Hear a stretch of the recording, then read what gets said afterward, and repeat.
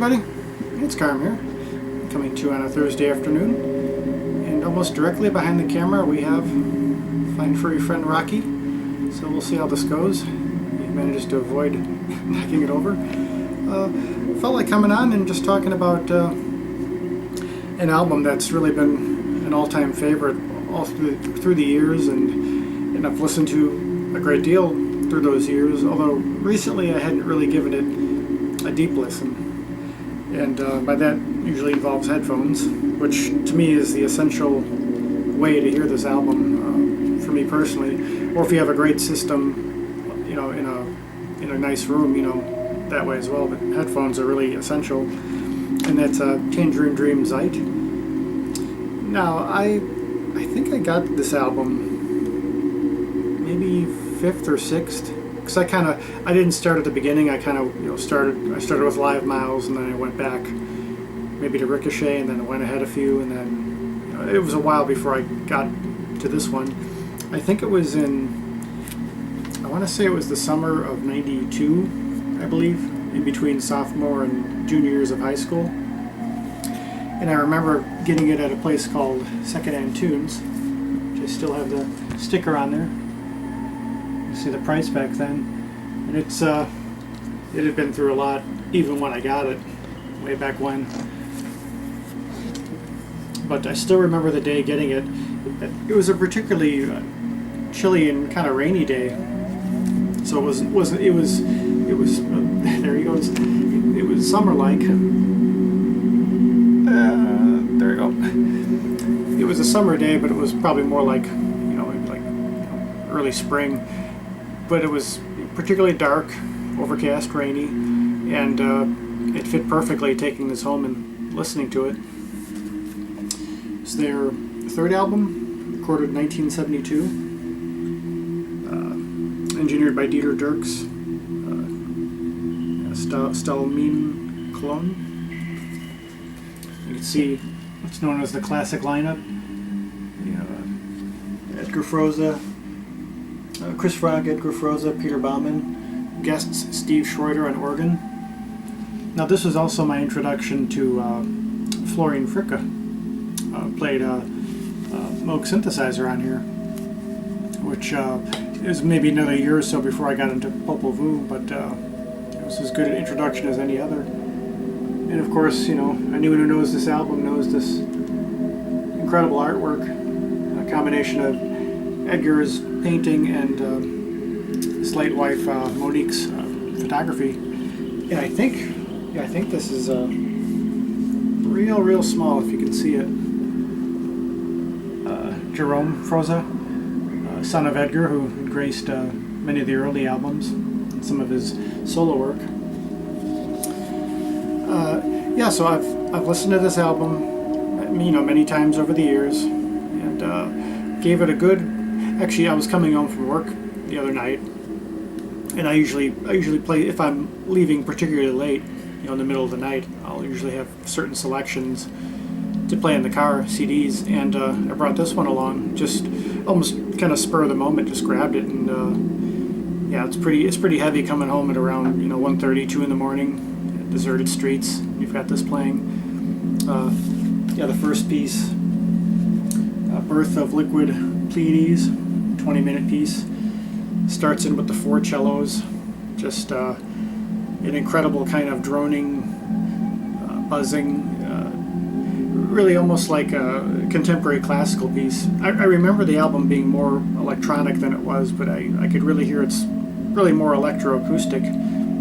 You could almost place it in modern classical, but having them come in and then it gradually morphs into the electronic. It's incredible how the electronics come in, and the organ, just the way it all melds together and kind of hangs in space. So hearing that first cut, coming home in that desolate road, then you have the second cut, Nebulous Dawn, which is more of kind of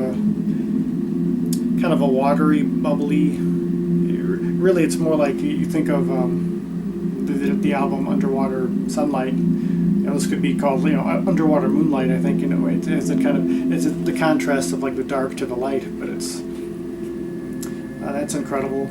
And then when I got home, I put on the headphones for the rest of the album, and you have Origin of Supernatural Probabilities, which is probably my favorite piece, or the one that I think emotionally pulls me the most. It starts in with some guitar chords, very slow, and even you hear some vibes on there, a vibraphone very lightly, almost kind of brushing them. But the way they meld in with the electronics, which are, again, from hearing it now on the headphones and really concentrating, you could hear it as being more organic in some ways than electronic. Like it could almost be acoustic music from another dimension, or if another planet, another dimension. What their acoustic music would sound like would be like this electronic music. And the whole album just has this certain, everything seems to float a certain way in space, and it kind of rubs up against, the various sounds and textures, they rub up against each other, and then they disperse, and then something else comes in and it morphs. Again, really kind of like the cover itself, just the whole thing is a dark, mysterioso. Yeah, I think out of really all the albums I've ever heard of theirs, even like some of the rarer stuff, like some of the bootlegs and some of the, nothing I think quite gets that dark, mysterioso quality to like this album. Everything from the artwork to every sound you hear on here. I have it playing really lightly in the background, but I don't know if you even be caught by the copyright people. But yeah, I have the title cut Zeit, which is probably kind of the droniest, most shimmering cut on the album. I also have the CD, of course, it's playing in the car, and I've had the cassette for quite some years too. You can see here, got a cut out there. I think I got it at this place called Sound Warehouse way back when, and they actually had this and Atem. I think they were both $3.99. Back again in the mid '90s, maybe '94 or so.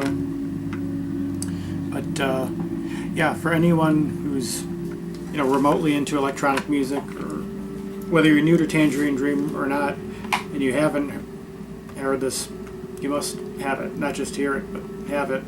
And if you do have it, definitely give it another spin. And again, essentially on headphones, because yeah, it's just find it's just as mind blowing now as it was 23 years ago, and it's still out of everything I've heard. There's times it kind of reminds me of Cluster, the early Cluster with a K, when Conrad Schnitzler was with the group. Again, kind of going back to that electroacoustic, real dark, for lack of a better term, abstract. Some would even say it's like an early ambient album, before the term was coined. Although I think in some ways it goes even deeper and requires a little bit more active listening to really get inside of. But yeah, just couldn't say enough things about this record. It's been with me all these years, and still, still strikes me. Even though I'm still hearing stuff of theirs, which stuff that's been in the vault or being reissued or what have you, this one still stands up in a way like no other. And even though I can't really, it's hard to pick a true favorite. It's kind of like the old cliche. Your favorite is whatever you're really enjoying most at the time. But this is one that's always kind of like I guess you could say kind of a touchstone. And yeah, just has never lost the magic for me. So yeah, just wanted to come on real quick and talk about that while I'm sort of feeling it right now. And yeah, again, highly recommended. Out of especially early electronic music of the period, it's an essential one. And here he is. He would make the official appearance. So yeah, I hope you're all well, and again, keeping cool wherever you're at. I was thinking of doing it outdoors, but I know Ron Anderson was saying he particularly likes my outdoor videos, but it's really steamy out. It's like, I don't know, 95 heat index with very high humidity, and not a big fan of it. But eventually I'll get back out there and get back out in the garden. So, until next time, thanks for watching, and peace, love, and joy.